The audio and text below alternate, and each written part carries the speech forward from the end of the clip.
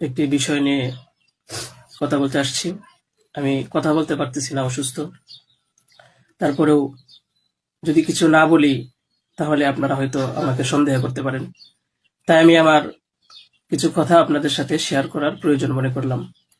বিষয়টা হচ্ছে যে আপনারা দেখতে পাচ্ছেন যে সামাজিক যোগাযোগ মাধ্যমে আমাকে নিয়ে একটা বিষয় ভাইরাল হয়েছে, বিভিন্ন পত্র-পত্রিকায় সেগুলো হয়তো প্রচার হচ্ছে। তো আমি আপনাদের বলবো যে এই বিষয়টার সাথে, যে বিষয়টা মেঘলা নামক একটা মেয়ে এবং আমার ছবি দিয়ে যে একটা অপপ্রচার করা হচ্ছে, অপবাদ রটানো হচ্ছে, এটার সাথে আমি কোনোভাবেই সম্পৃক্ত না। আমি এটার বিষয়ে কিছুই জানি না।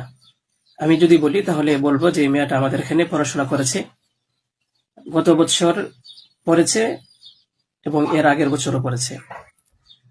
তো এর আগের বছর পূর্ণ বছর পড়াশোনা করার পরে সে আমাদের মাদ্রাসা থেকে চলে যায়। তো পরবর্তী বছর যখন মাদ্রাসা শুরু হলো তখন আমরা খোঁজ নিয়ে জানতে পারলাম যে কে কে আসে নাই। তো যারা যারা আসছে না তাদের মধ্যে সেও একজন ছিল, যে সে এখান থেকে চলে গেছে অন্য কোথাও।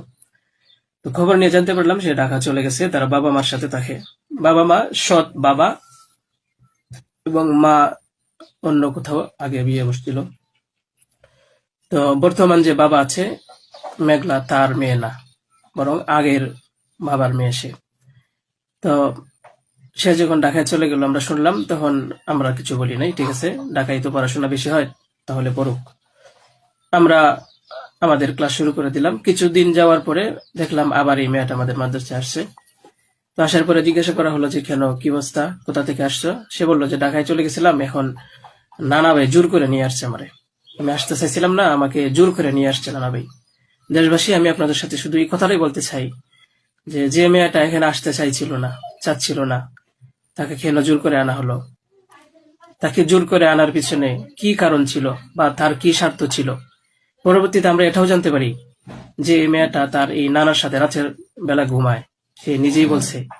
কেন বলছে? যখন আমরা জিজ্ঞাসা করলাম যে তুমি হিজাব পরো না, অন্য মেয়েরা হিজাব পরে, তুমি বুরকা পরো না, অন্য মেয়েরা বুরকা পরে, কারণ তার চলাফেরা সম্পূর্ণ আলাদা ছিল। আপনারা চাইলে গ্রামে গিয়ে মাদ্রাসার ছাত্রছাত্রী যারা আছে তাদের সাথে কথা বলে দেখতে পারেন যে সে সম্পূর্ণ আলাদা ছিল। তার কোনো কিছুই আমাদের কমনের ভিতরে ছিল না, আমরা তাকে কন্ট্রোল করতে পারতেছিলাম না। তো সে এইভাবে কিছুদিন থাকার পরে আমরা ভাবলাম যে হয়তো তাকে আমরা রাখতে পারবো না, কারণ আমরা তাকে কন্ট্রোল করতে পারছি না। হয়তো মেয়েটা অন্য কোথাও গিয়ে যদি কন্ট্রোলে থাকতে পারে, পড়াশোনা করে, তাহলে এটা তার জন্য ভালো। তাই আমরা তার গার্জেনের কাছে বললাম, তার মাকে আমরা বুঝাইয়া বললাম।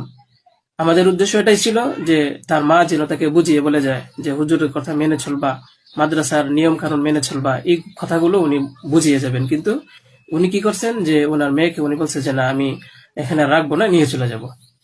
তো আমাদের এখান থেকে প্রায় 5-6 মাস আগে আমাদের মাদ্রাসা থেকে নিয়ে চলে গেছে।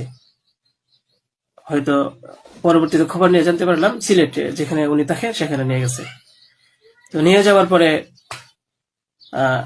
এখন কিছুদিন আগে আবার আসছে, এসে বলতেছে যে এই দুর্ঘটনা, যে খুব বড় সমস্যা। যে কথাটা শোনার পরে আমার মতো একজন সাধারণ মানুষ, আমি আর সহ্য করতে পারছি না, আমি আর নিজেকে ঠিক রাখতে পারি নাই।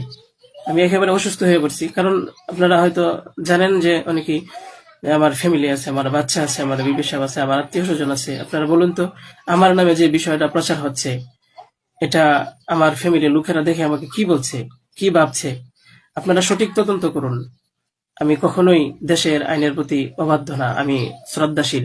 দেশের আইন আছে, সে আইন সঠিক অপরাধী যে তাকে খুঁজে বের করবে। আপনারা অপরাধী খুঁজে বের করার আগেই যদি আমাকে অপরাধী বানিয়ে ফেলেন, তাহলে তো আসল অপরাধী পার পেয়ে যাবে, আসল অপরাধী তো ছাড়া পেয়ে যাবে। আপনাদের কাছে আমি অনুরোধ করে বলি, আপনারা আসল অপরাধীকে খুঁজে বের করুন, টেস্ট করা হোক যে আসলেই এ বাচ্চা বাবাকে। আপনারা আমাকে টেক দিচ্ছেন, বিভিন্ন পত্রপত্রিকায়, টেলিভিশনে বলা হচ্ছে।